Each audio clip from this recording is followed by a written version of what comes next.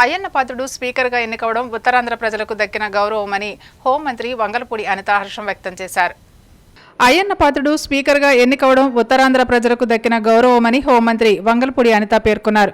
సభాపతిగా ఎన్నికైన అయ్యన్నకు అభినందనలు తెలియజేస్తూ సభలో మంత్రి ప్రసంగించారు. ఉత్తరాంధ్ర ప్రజలు అయ్యన్న పాత్రుడిని తాతాజీ అంటూ ప్రేమగా పిలుచుకుంటారని చెప్పారు. తన పక్క నియోజకవర్గం నుంచి ఆయన ఎమ్మెల్యేగా గెలుస్తూ తనకు మార్గదర్శకంగా ఉంటూ వస్తున్నారని వివరించారు. అయ్యన్న పాత్రుడు గొప్పతనాన్ని సభకు వివరించే గొప్ప అవకాశం దక్కడం తన అదృష్టంగా భావిస్తున్నట్లు ఆమె చెప్పారు.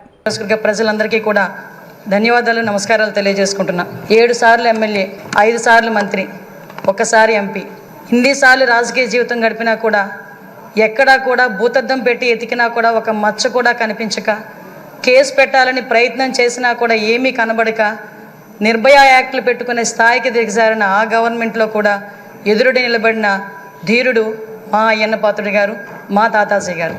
అటువంటి వ్యక్తిని ఈరోజు స్పీకర్ స్థానంలో కూర్చొని ఈరోజు ఎంతోమంది ఎమ్మెల్యేలకి మార్గదర్శకంగా కూర్చోబెట్టినందుకు నిజంగా అందరికీ కూడా, ఇక్కడ ఉన్న వాళ్ళందరికీ కూడా పేరు పేరున నేను ధన్యవాదాలు, నమస్కారాలు తెలియజేసుకోవాలి. అయ్యన్న పాత్రుడు గారు నా పక్క నియోజకవర్గం.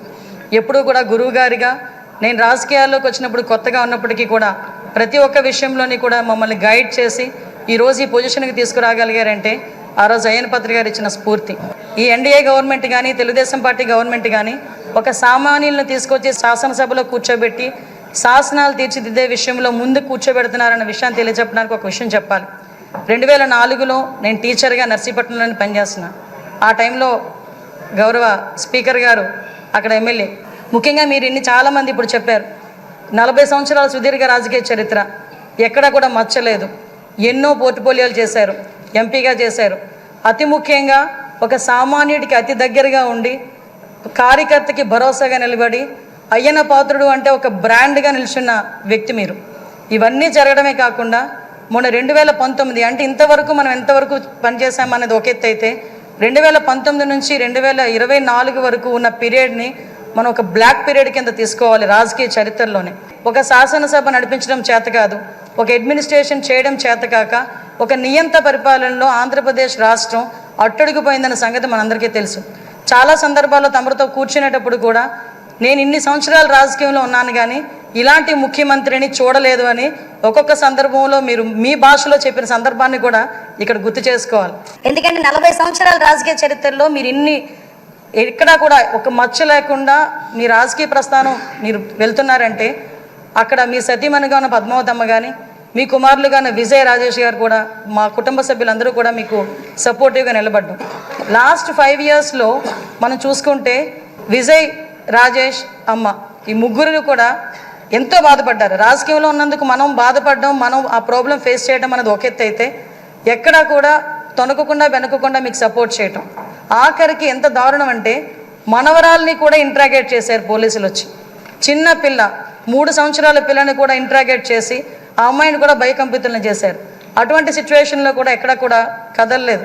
ఈరోజు ఒక బీసీ నాయకుడిని, ఒక 40 సంవత్సరాల సుదీర్ఘ అనుభవం రాజకీయ అనుభవం ఉన్న ఒక నాయకుడిని, సరైన మనిషిని సరైన పొజిషన్లో కూర్చోబెట్టేటప్పుడు ప్రతిపక్ష హోదాలో ఉన్నవారు, ప్రతిపక్ష హోదా కూడా కాదు, మినిమం మా పార్టీ ఎమ్మెల్యేలు ఇక్కడికి వచ్చి పార్టీ సభ్యుల కింద మిమ్మల్ని కూర్చోబెట్టడం ఒక సంప్రదాయం. సంప్రదాయాలకు విలువిచ్చే ఒక పార్టీగా, సంప్రదాయాలు విలువిచ్చే అధికార పక్షంగా నిన్న కూడా ప్రమాణ స్వీకారాలు చేసేటప్పుడు 11 మందిలో ఒక ఎమ్మెల్యే మాత్రమే జగన్మోహన్ రెడ్డి అన్న వ్యక్తి, అతనికి ప్రతిపక్ష హోదా లేదు. అలాంటి వ్యక్తిని కూడా సీరియల్ ప్రకారమో ఆల్ఫాబెట్ ప్రకారమో పిలవకుండా గౌరవ మాజీ ముఖ్యమంత్రి అన్న ఒక హోదాలో మనం పిలిపించి మినిస్టర్స్ తర్వాత అతను ప్రమాణ స్వీకారం చేసే అవకాశం ఇచ్చాం. అది మన గౌరవం, మన సంప్రదాయం. ఈరోజు అటువంటి సంప్రదాయం ఎందుకు వాళ్ళు రిసీవ్ చేసుకోలేకపోతున్నారు? ఈరోజు ఒక బీసీ నాయకుడు, ఆయన రాకపోతే పోయాడు, ఆయన పులివెందులు వెళ్తాడు, ఎక్కడికి వెళ్తాడు.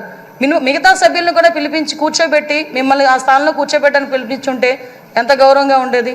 అంటే వాళ్ళకి గౌరవం ఇచ్చి పుచ్చుకోవడం కూడా చేత కాదన్న సంగతి ఈ ఒక్క సభ మొదటి రోజే మనందరికీ కూడా అర్థమైంది. నేను ఒకటే అప్పీల్ చేస్తున్నాను సార్, ఈ సభలో ఇంతకు ముందు జరిగిన అవమానాలు కానీ, ఏ ఆడపిల్లకి కూడా ఇంతకు ముందు జరిగిన అవమానాలు కానీ, ఏ ఒక్కరికి కూడా, ఆడపిల్లలకే కాదు ఇక్కడ శాసన సభ్యులకి కూడా ఎక్కడ కూడా ఎటువంటి అవమానాలు జరగకుండా చూసుకునే బాధ్యత నాయకుడిగా 40 సంవత్సరాల సుదీర్ఘ అనుభవం చంద్రబాబు నాయుడు గారి కంట కన్నీరు చూసింది ఈ అసెంబ్లీని. అటువంటి ఈ అసెంబ్లీలో ఆ రోజు కౌరవ సభగా ఉన్న అసెంబ్లీలోకి మళ్ళా గౌరవ సభగా వస్తానని చెప్పి ప్రమాణం చేసి ఇంతమంది సభ్యుల్లో గౌరవంగా మమ్మల్ని కూడా తీసుకొచ్చినందుకు ప్రత్యేకంగా ఆంధ్రప్రదేశ్ రాష్ట్ర ప్రజలందరికీ కూడా ధన్యవాదాలు తెలియజేసుకుంటున్నాను.